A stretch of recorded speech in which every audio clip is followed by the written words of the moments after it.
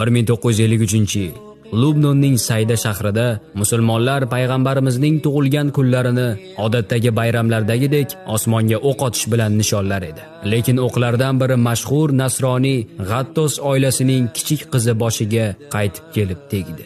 U yerdagi shifokorlar zudlik bilan uni Bayrutdagi Amerika universiteti shifoxonasiga ko'chirishdi. Lekin borgan sari ko'p qon ketar, shifokorlar nima qilarini bilishmas edi. Shunda nasroniy ayol: "Ey Muhammad, musulmonlarning payg'ambari, qanisan, kel, ummating mening qizimni ne ahvolga solganini ko'r" deb baqirar edi. Shu payt shifokorlardan biri chiqib, u qizi bilan vidolashib olishi uchun ichkariga kirish kerakligini aytdi. Achinarli holga kelgan onaning vujudini titroq bosdi. Bazo'r eshikni ochdi-yu, hayratga tushdi. Qizi karovatda o'tirib, "Eshikni yoping, ona, chiqib ketmasin, yoping" derdi. Ona vaziyatdan gapira olmay qoldi. Nima bo'layotganini tushunmasdi. "Qizim, kimni qo'lidan tutay? Nima haqida gapiryapsan?" dedi. Qizning javobi esa onani va atrofdagilarni dahshatga soldi.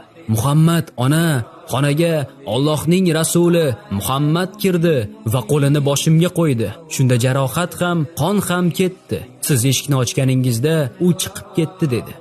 Qizning onasi, oilasi, G'attos hamda aqshlik shifokorlarning barchasi islomni qabul qildi.